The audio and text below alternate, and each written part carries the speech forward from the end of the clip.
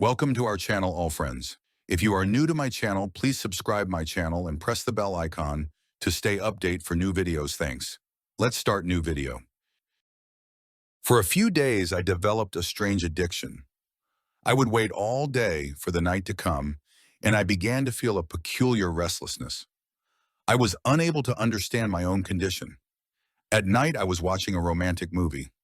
For the past few days, I had started to enjoy watching and feeling these things, even though just a while ago I was completely unaware of such matters and had no interest in them. But listening to my friends' stories had messed with my mind, and my heart began to change. That's when calls started coming from my friend's number. When I answered yesterday, she hesitantly told me that if her mom called me today, I should tell her that she was staying at my place tonight. Hearing this from my friend, I was shocked. I asked her, "Why should I lie to your mom? Where are you anyway?" Hearing this, she laughed in a strange way and then said, "Actually, Shamir has been upset with me for several days, and today, to resolve his anger, I am with him at his farmhouse. But I told my mom that I am staying at your place for a combined study session. If my mom calls you, just tell her the same thing." Hearing this, my heart started pounding in a strange way. I asked her, "How will you resolve Shamir's anger?" Then she laughed loudly and said, "Don't you know? You're not a little girl anymore. You understand everything too." But now, curiosity had awakened in my heart. I told her, "I will only tell your mom this on one condition. You have to tell me everything that happens between you two there." She laughed and said, "Is that all? Just do this for me, and I'll send you the video today itself." At the same time, her mom called, and with a trembling heart, I lied to her. She trusted me a lot. After all, Tania was my childhood friend, and we often stayed at each other's houses, so her mom didn't think it necessary to probe further. Then my attention shifted from the movie to Tania. I wondered what she was doing and how she was feeling. Shamir studied at our college. He was extremely handsome and rich. Girls fluttered around him like butterflies. I was also incredibly beautiful, but I had never been in a relationship with any boy. It wasn't that I wasn't beautiful or that boys didn't try to befriend me, but I kept my distance from them. The reason was that my brother also studied at the same college, and he kept an eye on me all day. He would report everything I did or who I talked with to our parents when we got home. Because of this, even if I wanted to, I couldn't do such things. But when I heard stories from my friends about their boyfriends, I also started wishing that I had a boyfriend with whom I could enjoy life. I was lost in these thoughts when I received a video from Tanya. As I kept watching it, my eyes grew wider in surprise. I had seen such things in movies, but I never knew people actually did these things in real life. I was watching it for the first time, and it made me intensely wish that someone would love me like that and fulfill my desires. But who could I ask to fulfill my wishes? I was going crazy thinking about it. The very next day, my wish was unexpectedly fulfilled. My father had hired a driver for us because my brother had caused 2 or 3 accidents while driving. My father had told him that he wouldn't be allowed to drive until he got his license. My brother was upset about this. The driver my father arranged for us was a Pathan guy. When I saw his fair complexion with a hint of red, I had to hold my heart. I felt like my heart was sinking in his blue eyes. He had a light stubble on his face, and he would speak with his head lowered. I was becoming crazy about him, but he seemed distant, as if he had no interest in me. Whenever I would go to college alone, I would try to talk to him the whole way, but he would just nod silently in response to all my words, which made me angry. He was just a driver, yet he was ignoring someone like me. If I gave attention to any other guy, he would be thrilled. But this guy, he didn't even notice me. On top of that, after listening to Tanya's talks, it became even harder for me to control my emotions. I started thinking Tanya wasn't more beautiful than me. What was it about her that made Samir so crazy about her? Whenever I heard Tanya talk, sometimes I even became scared inside. I would ask her, "If anything happens, what will you do?" "Your parents will keep you at home," I would say. She would laugh loudly and say, "Nothing like that will happen. We are not kidding anymore. We understand everything well."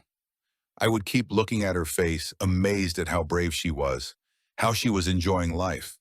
And here I was, so scared of my parents that I hadn't even been able to talk to any guy yet. But now I had made up my mind that I would definitely get the attention of the driver, and fulfill my desires. That night, after everyone had gone to sleep, I got up from my place. I was wearing a thin black nightdress that didn't cover my beauty or youth at all. Instead, it revealed it even more. I did light makeup on my face, wrapped myself in a large scarf, and quietly opened the door to my room. My mom and dad were in their room, and my brother's light was off, so he was also asleep. Then I walked slowly toward the servants' quarters and stood in the darkness. I knocked on the driver's door a few times. After 2 or 3 knocks, I heard his irritated voice asking, "Who's there?" But I didn't answer. I knew if I spoke, he might not open the door, so I remained silent. However, when he insisted and repeatedly asked who was at the door and why I was knocking at this hour, I finally told him it was an emergency and that I needed to go somewhere. Hearing this, he quickly opened the door. Before he could step out, I pushed him hard and swiftly entered the room. He was surprised to see me and asked, "What are you doing here? Is everything okay? What happened? What emergency is this?"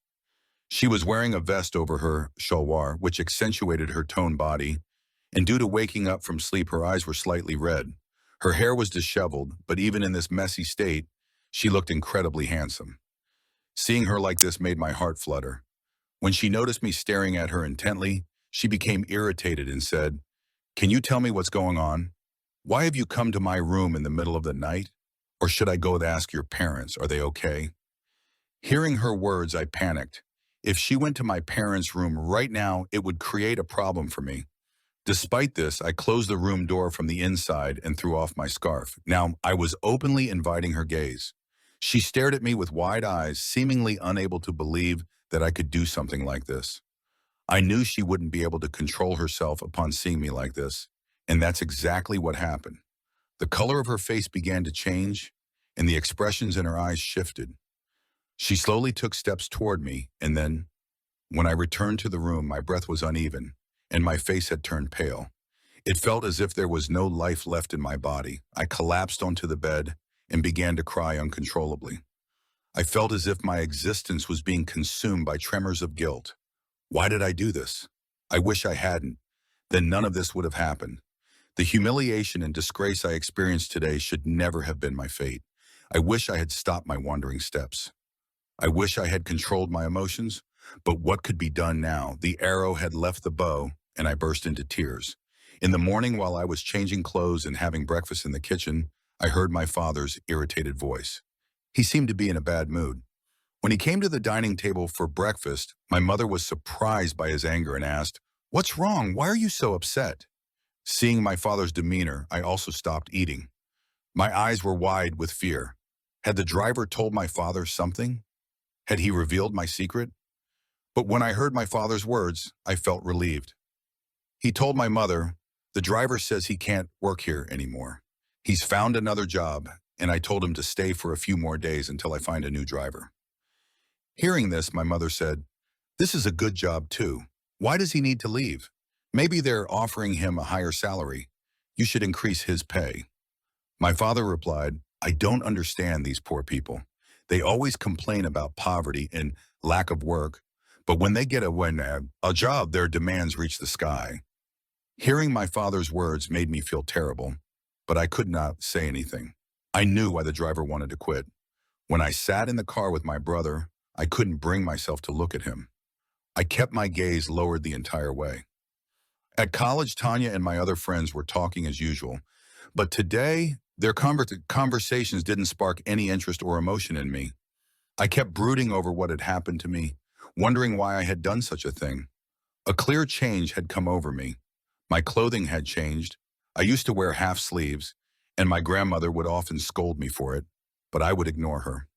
My mother never objected to my fashion choices, but now I had stopped wearing those clothes altogether. I started wearing full-sleeved outfits and large dupattas. I even began to pray regularly. For a few days, this change in me remained hidden from my family. But when my mother found out about my new routine, she was also surprised. One day she said to me, "You've changed so much. Have you befriended some cleric's daughter?" Hearing my mother's words, I felt a sense of discomfort. Why? Has Islam become only for clerics? Do only clerics' daughters wear modest clothing and pray? Hearing my response, my mother fell silent. However, my father and brother were very happy to see this change in me. My brother used to get angry about my fashion choices, but now that I had adapted to his preferences, his attitude toward me had also improved significantly. My brother often told me, "You don't know how bad the environment outside is. Dress modestly when you go out." I would argue with him, saying, "Stop controlling me. Once you get married, you can boss your wife around." That day, when I went to college, Tanya was unusually absent. Shamir was asking about her. He said to me, "Tanya's phone has been off since yesterday. She was very upset the last time she called me. She was crying, but then she hung up. And since then, her number has been unreachable. I'm very worried about her." Hearing Shamir's words, I also became lost in thought. I expressed my lack of knowledge about the situation. He told me, "You must go to her place today and make her talk to me." My heart is sinking. But when I returned home, we had guests and I got busy with them, forgetting about Shamir's request. The next day, Shamir was also absent from college. Many days passed and neither of them came to college. I wondered where they were, and no one had any contact with Tanya either. After several days had passed, I decided to visit her house. I was also worried about what had happened to her, that she had stopped coming to college without informing anyone, and her phone was off. When I went to her house, I felt an unusual silence as soon as I entered. Her mother was very angry. When I asked about Tanya, she said in a disinterested tone, "She's in her room." Seeing Tanya's condition, my mouth hung open in shock. She was crying, her face pale, her hair disheveled. She had completely changed. I looked at her and asked, "What's wrong? What have you done to yourself?" She hugged me and burst into tears. She said, "You didn't even check on me once. Do you know how troubled I am? A major incident has happened in my life. I don't know what the future holds for me now." Her confused words made me even more anxious. I said to her, "For God's sake, tell me clearly what happened." Then she said, "I'm going to be a mother." Hearing this, my mouth hung open in shock. I was so stunned that I couldn't speak, but I also knew that the colorful nights she had spent with Shamir would eventually show their consequences. However, I remained silent because, at that moment, Tanya needed encouragement. Her condition was terrible, and she needed a friend. She said, "Since my parents found out, they are furious with me. My father can't even bear to look at me, and my mother has beaten me badly. They even talked to a doctor about getting rid of this problem, but the doctor said 3 months have passed, and it's impossible now." Hearing this, I was heartbroken. I asked her, "Have you talked to Shamir about this?" She burst into tears and said, "Shamir isn't even talking to me anymore. He has outright denied that the child is his. He has gone to Dubai, leaving me alone. No one knows when he'll return. His parents aren't willing to listen or understand anything. Tell me, what should I do? I'm trapped at home." The situation was extremely serious. Tanya sat in front of me, cursing the time when she had gone down the wrong path. She partly blamed her parents for this because they had never kept an eye on her or restricted her. They had given her complete freedom, never questioned her, never checked her phone, never stopped her from staying overnight at a friend's house, and never criticized her clothing.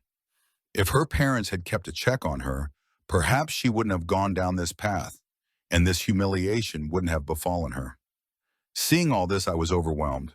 I remembered that night, and I began to tremble with fear again. What I had been about to do that night was completely inappropriate. If it had happened and I had ended up in the same condition as Tanya, what would have happened then? I wouldn't have been able to face anyone.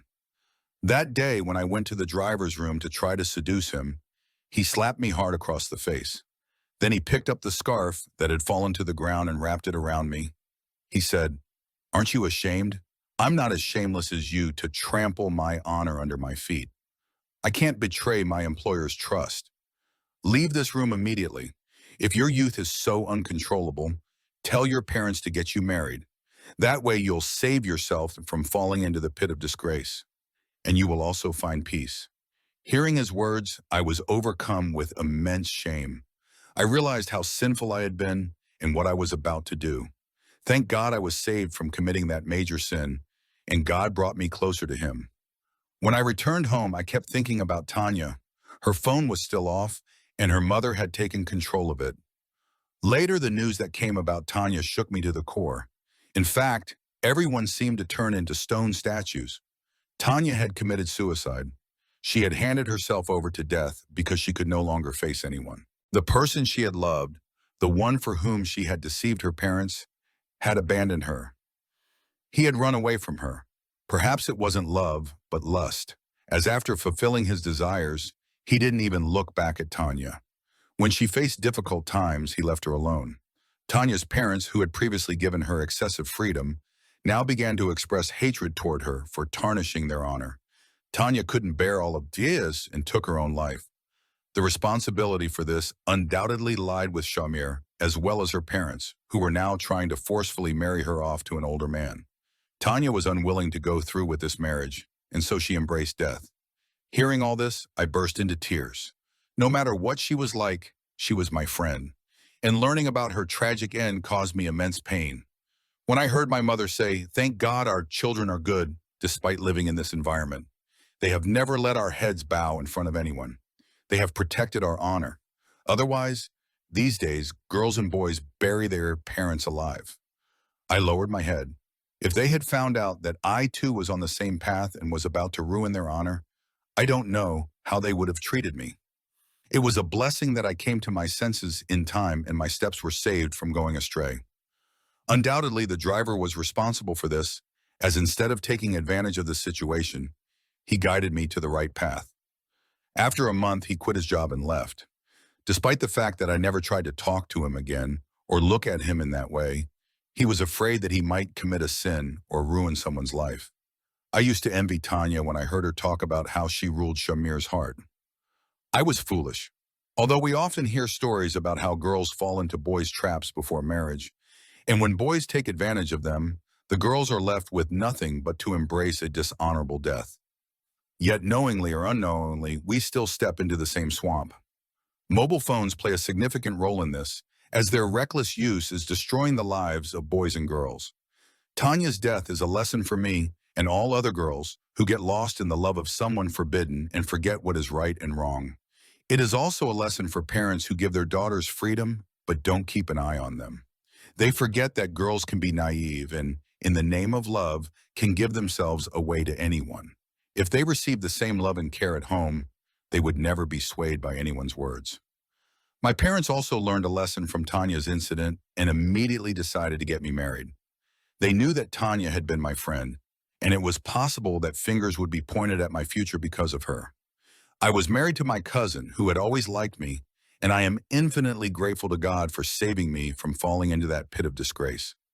I always remember that driver with kind words and pray for him, as he became a means of goodness for me. He was poor, but he had good upbringing.